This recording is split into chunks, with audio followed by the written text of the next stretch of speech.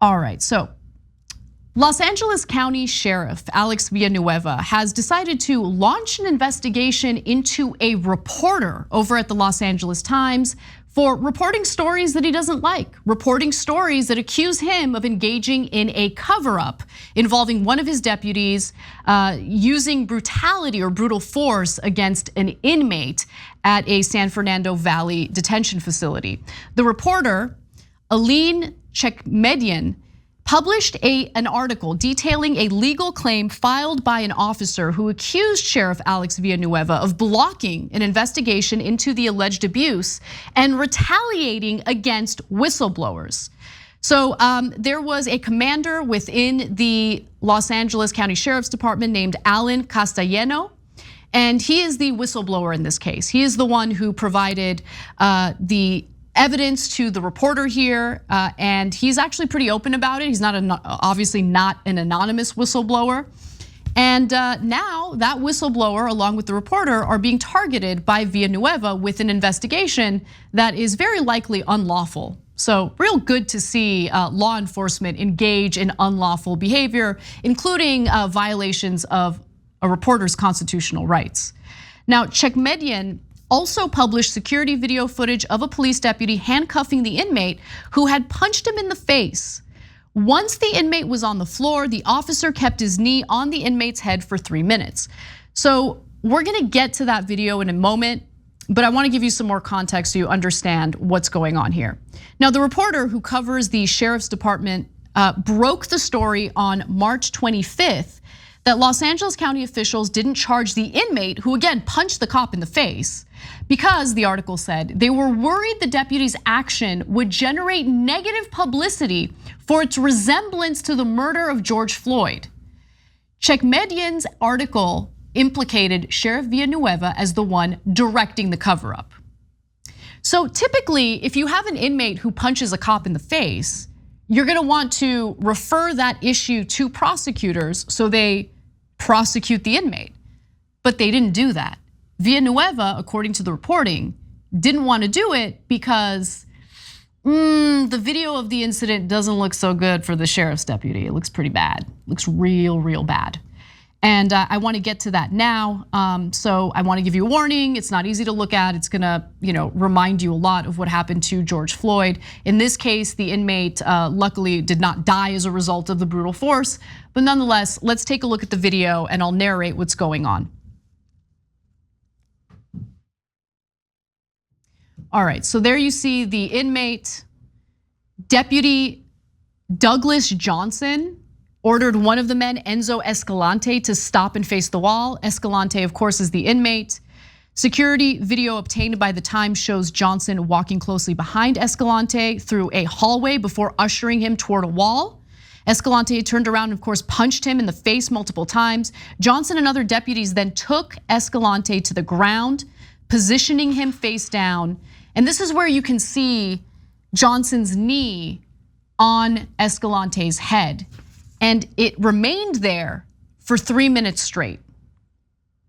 And so the reason why Villanueva allegedly didn't want to refer this to the prosecutors or draw any attention to this or to investigate this is because he wanted to cover up what one of his deputies did.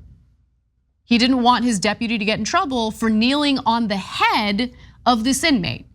Now look, I'm not in any way, supporting what the inmate did in punching a deputy in the face several times, okay? But it is fascinating that, rather than for immediately taking action after seeing that tape, rather than ensuring that, hey, look, we can't be doing this. Obviously, Derek Chauvin is in a lot of trouble for what he did in murdering George Floyd. He decided, listen, let's not refer this to anyone. Let's not investigate this and brush it under the rug and move on. Let's do that, okay? So we know about this through the reporting that the Los Angeles Times did. And how did Villanueva respond to it? He held a press conference where he showed a picture of the Times reporter and talked about how he's launching an investigation against her.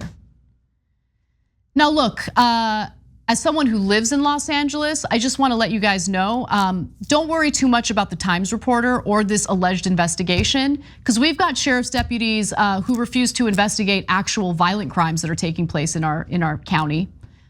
So, I mean, the idea of using resources to truly investigate a reporter, which by the way is a violation of her constitutional rights, is ridiculous, and I don't believe him for a second. Villanueva loves to engage in publicity stunts, and this is a perfect example of that. By the way, Villanueva should probably investigate members of his own department who are accused of being involved in gang activity themselves.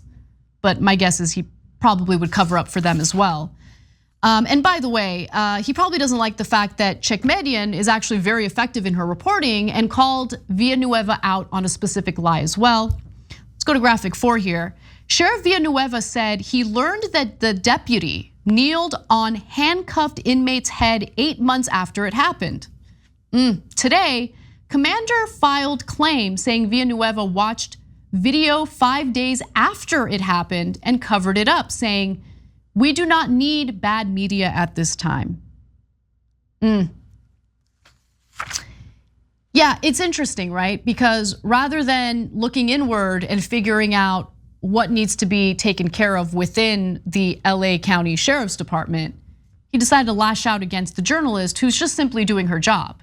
He decided to lash out against the whistleblower who's, by the way, protected. But that's what you see with people in positions of power in this country, whether we're talking about the right wing or the left wing. I mean, left wing. Well, Obama was brutal to whistleblowers, as we know. And so during this press conference, again, Villanueva announced that he would be investigating all parties involved.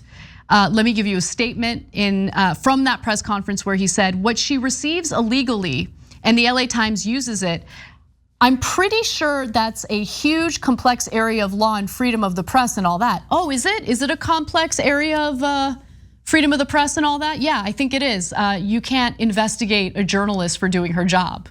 That would mean that the government is, retaliating against press, which is against the Constitution. He knows that. But he continues, however, when it's stolen material, at some point you actually become part of the story. The Los Angeles Times reporter has nothing to worry about here, except for one thing. When you have people in positions of power, whether it be Villanueva, Donald Trump, other members of the Republican Party, targeting someone specifically, showing pictures of the person they're targeting during their press conferences, they might not have to worry about legal repercussions, but they certainly do have to worry about unhinged lunatics coming after them. Private citizens who get all worked up coming after them. I am worried about that. And this is a form of intimidation. It's not just about this one reporter at the Los Angeles Times. This is about any reporter who dare cross the LA County Sheriff. That's what this is about. It's a form of intimidation. It's meant to hinder or squash any reporting that holds him accountable in his leadership role. And we see this on a local level, we see this on a national level. It's terrifying because it goes unchecked. We've seen it happen so many times, and what are the consequences? Is Villanueva worried about Democrats in California coming after him for this? Of course not.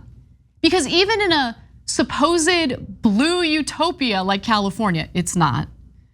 You have weakness in the Democratic Party, and they'll just let this kind of garbage stand, knowing full well that Villanueva, who has all sorts of problems within the Sheriff's Department, including gang affiliations, is violating the constitutional rights of a local reporter at the Los Angeles Times.